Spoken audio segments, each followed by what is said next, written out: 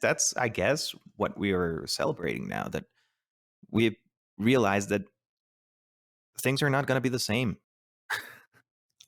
Things are not going to be the same forever anyway. So why try to force it? Right. Let's Right. let's try and walk towards better change now that we're here. Now that we can do it. And I guess that's the biggest thing that COVID gave us. And I tell you that the connection of that is, if you're not willing to change, that's a surefire way to die. And right now, the mode is to survive and to survive well.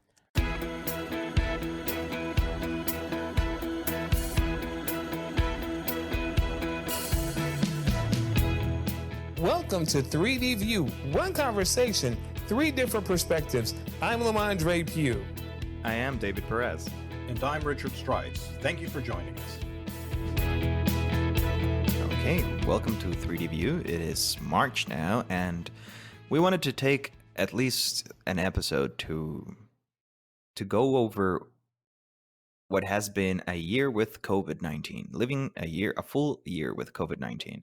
Because even though it's hard to actually pinpoint the specific moment that it all started for everyone, I'm sure that by March, every single person in the world knew what COVID-19 was and was starting to see the effects of COVID-19 in their houses, in their work, and basically everywhere they looked. I can recall watching the news basically 24/7 for the whole month of March last year. And with now been with this a whole year, and things have happened, cool, amazing things have happened. And I really want us to discuss what happened and what's coming and what can come out of this. The floor is open, guys. I think one of the things that's probably an obvious, I think, at this point in time, and something that no one thought of or could project at the beginning, was just from a business and corporate operational standpoint, the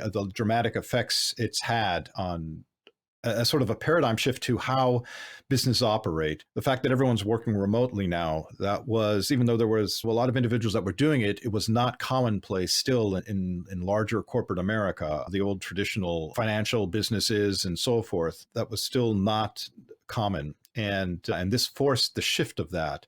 And from a corporate standpoint, not necessarily having brick and mortar and office space and supplying coffee and air conditioning and so forth, they didn't mind that so much. And they saw that people actually worked longer when they were working at home. The working day actually ended up getting stretched. Yeah. There were more interruptions in between, which is actually not too dissimilar from a European model. By the way, the European model has a much longer day than we do, but they have a couple breaks in between that are a couple hours. And as a result, productivity, even though there was an initial decrease, it did end up picking up. And so I think that's a side effect that we're not going to go back from. I think that train has left the station, and the idea of going 9 to 5 to an office, I think that the days of that, for the most part, are behind us, and that we're going to be looking at newer employment models, employee-employer models. Yeah, I agree with that wholeheartedly, Richard. And what I remember distinctly when I realized how serious this was, I was at a doctor's appointment. It was probably late February, like the last week of February. And I was at a doctor's appointment and was with my cardiologist. And he said, "So what do you have going on?" I said, "Well, I'm preparing for a trip," because before all of this happened, I traveled quite extensively. And he said, "A trip?" And I was like, "Yes, I'm going on a trip." He was like, "Cancel it. Don't go." And my cardiologist is a joker. He's like just hooch. But I looked at him. I said, "Are you serious?" And he looked at me with a straight, cold face. He was like, "Cancel it. Don't go." And that was the first time I realized the seriousness of this. And shortly after that is when everything shut down. And that was like the marker for me of, whoa, there's something really going on. Because you saw certain things on the news and you heard certain things, but it still wasn't at world-changing levels as of yet. But the seriousness in which he approached it changed it for me. So let's fast forward a little bit. As you said, Richard, the world changed, and the way that we see business, the way that we work, all of that changed. Here's one of the cool things I think that happened as a result of that. People who were typically marginalized because of things like transportation and because of environmental things like people with disabilities and accessibility issues, all of a sudden, many of those things cease to become a barrier, or people without disabilities had the same issues. So now we've got to do something about it. So what did it do? Honestly, in many levels, it leveled a lot of playing fields. Yeah. Yeah. No. It's been a trip being involved in this world when COVID happened, because it's historic. It has been. It's something that will be probably live in history books for a long time. And as a cataclysm, as an event of such importance, a lot of things have changed. Of course, the way we work has changed, but there's also other things that have changed, like the way we see our friends most of the time, the way people celebrate marriages, the way people get together. And with that, there's also the thing that became political in the US for some reason, and that's wearing masks. Yeah. Which I wonder if it's something that we're gonna keep doing after we're actually done with COVID-19 specifically. Do you think it's something that we can keep? Because it's good. I haven't been sick in a whole year, and I know it's because I've been using a mask every time I go out, washing my hands, being healthier.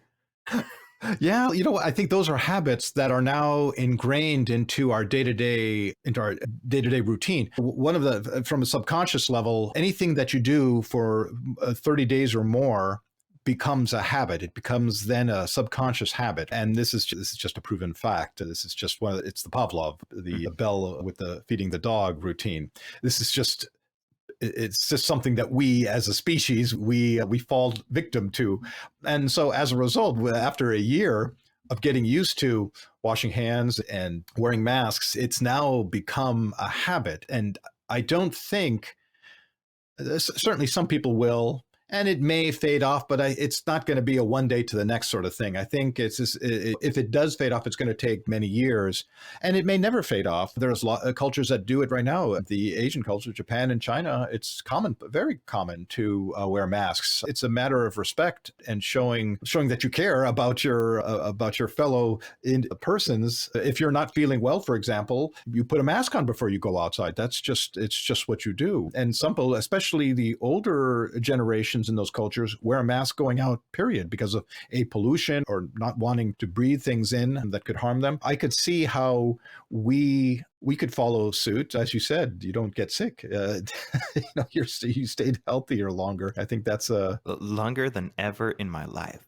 Yeah. Well, and I tell you, that really is a testament to what your mother always said: wash your hands. It's one of those things where some very basic things that we were taught and told as a child, it's really making a difference now. I tell you, one of the things that I hope does die with the passing of COVID-19 is the politicizing of healthcare issues, particularly something like this. The stupidity that was associated with the concept of wearing a mask is an issue of freedom and it's slavery to wear a mask. When I heard that garbage about it being slavery because you're asked to wear a mask, because you're asked to simply do the right thing in terms of protecting your fellow human being, you make it about slavery somehow. I wonder what the whip would have been like on your back then. I really wonder, because you certainly would not have been able to deal with that. So I hope that portion of it, I hope we see how foolish and how dangerous it is to equate those two things, or to make things like science a political issue.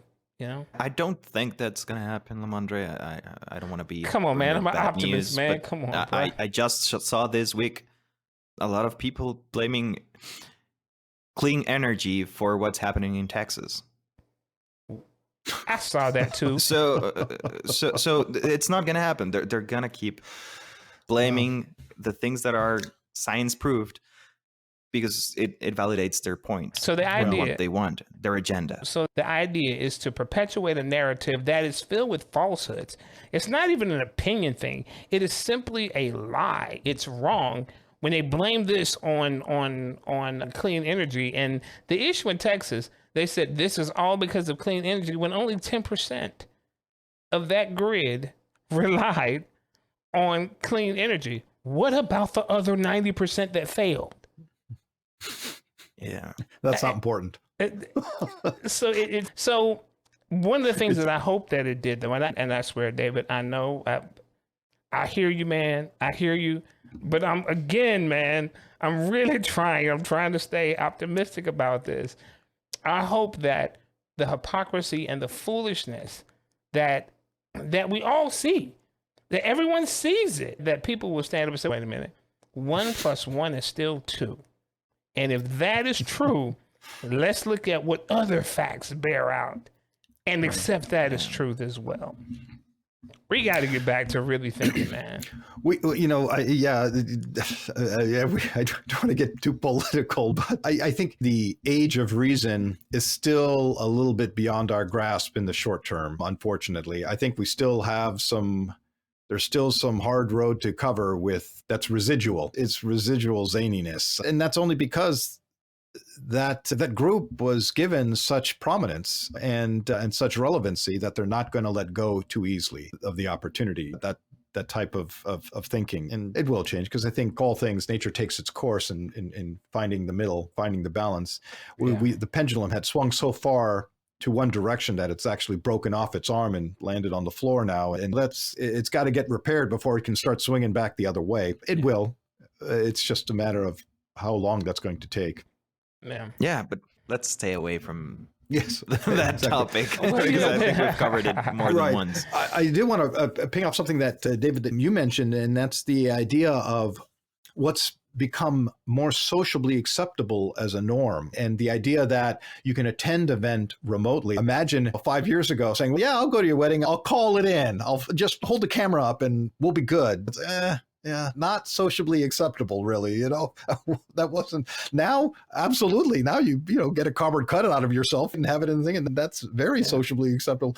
So what we've done is shift our values of what is normal or what's not normal, what's sociably acceptable and what's considered a good polite, to be able to host a party and have some of the quote unquote attendees be virtual in that process is innovative, is okay.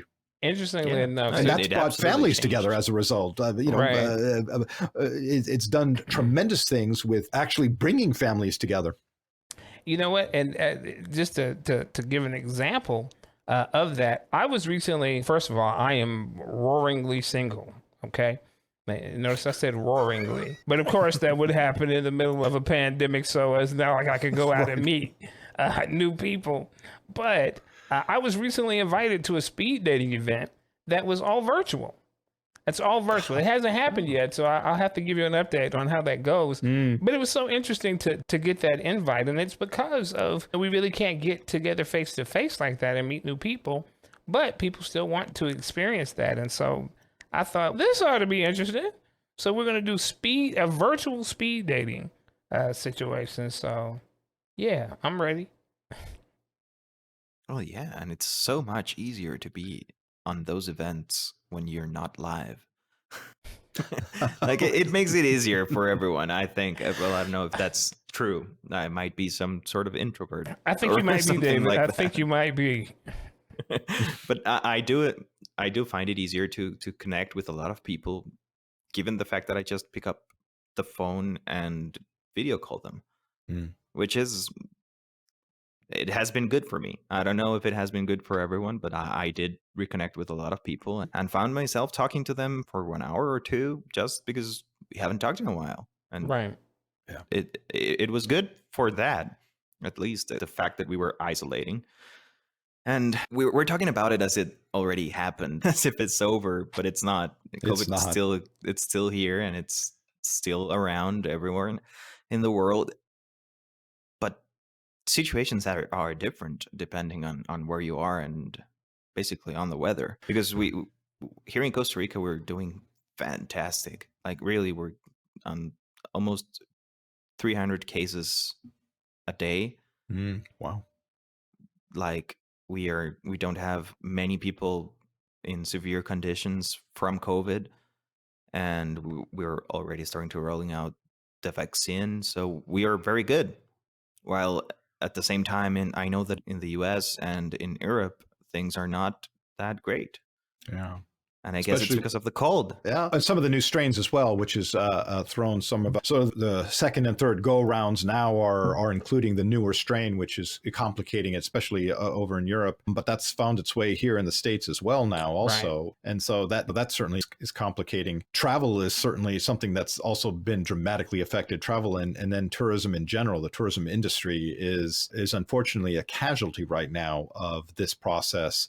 It's interesting that some groups have adapted as best they can and were quick to. And I've got to say, one of the groups that I saw that was right off very quickly adapting was Viking Cruises, with taking their tours virtually, right? So they have the long riverboat tours throughout Europe and so forth. And popular travel group, and what they've done is they've leveraged right away and embraced the virtual medium, and have provided virtual triptychs that you could share with people and with leaders, tour leaders, that take you through a process, routes, and whether it's like a museum, like a walking tour or something like that, and it's all virtual. So they're still providing that travel triptych type experience without leaving your room, and still being able to share that experience in a group environment, which is what people like to do when they go on those sorts of trips. So I thought that was clever of them to quickly adapt, and it was fairly quick that they turned that around and did something like that. It's interesting how some do and some haven't, right? Some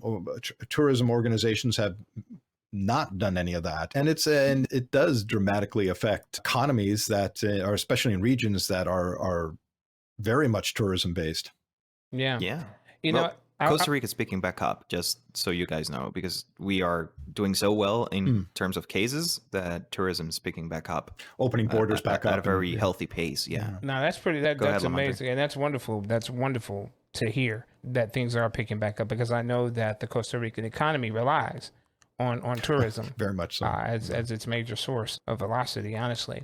But it's something you said, David, that I think is important. You said we're talking about this as if we're through it, and there's a reason for that. It's because we've settled into the fact that this is the reality, and so you kind of think. You remember when you could fly out of the U.S. without necessarily having to give up your first child in order to do that? But now the truth is, when 9/11 happened, all of that changed, and we're now just relegated to a world of this is the reality of how we live. And so I think that is why we're speaking almost in past tense, because we've settled into it. Like I thought about it. I've only left my house 3 times since March a year ago. 3 times. And normally I am like all over the place. They used to call me the mayor because I don't meet a stranger.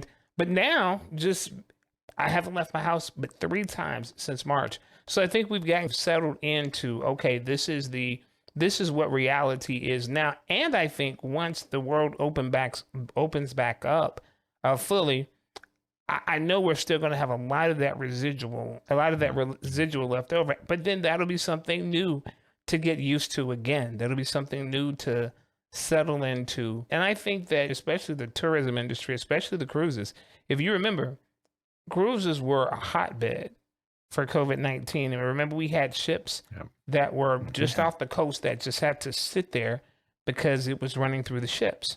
Yep. So I would imagine that they had to. It's in order to survive, they had to do something that would offer an alternative. One of them did anyway. At least to keep people interested. Keep people interested. No, it does not replace the experience, but it certainly, hopefully, engages people enough that they don't forget you can cruise, and eventually you will again. Yeah. There's actually a quote from Alvin Toffler that came to mind when you were talking about that. And it's pretty old, that quote. I bet you guys have heard it more than once. I know I've used it on my articles more than once. And it's, the illiterate of the 21st century will not be those who cannot read and write, but those who cannot learn, unlearn, and relearn. And that's what we had to see. People had to basically reinvent themselves to survive. Those were the companies that actually were successful during this pandemic and are going to be successful because innovation is not just a buzzword. No. It's something necessary for corporations, for governments, for businesses, for religious organizations to actually survive in the post-COVID world. It's Right. just a reality. And that is Yeah. something that has had a drastic shift in terms of faith-based organizations, because particularly in my community, congregating is an important piece of that, being able to come together. And not being able to do that, I've seen churches pivot, and now they're running online services, and how that content has changed, how the delivery has changed, has really been amazing to see. But what that's also done is it's also allowed it to open up to so many more people than they would have had before. Like, for example, my church, I know we were already streaming our services out every Sunday, or what have you. However, when COVID-19 hit, that effort became so much more robust. And honestly, it's grown. It has grown incredibly. And honestly, it will be interesting to see what it looks like when things open up again, to see if we're going to have the number of people sitting in the chairs that we did prior to, or will that increase? Will it stay the same, or will it decrease? It's going to be a really interesting thing to see. Yeah, you're absolutely right. And it brings up the idea of convenience of participation, right? The idea of wanting to participate, but it's a process, right, to go from point A to point B.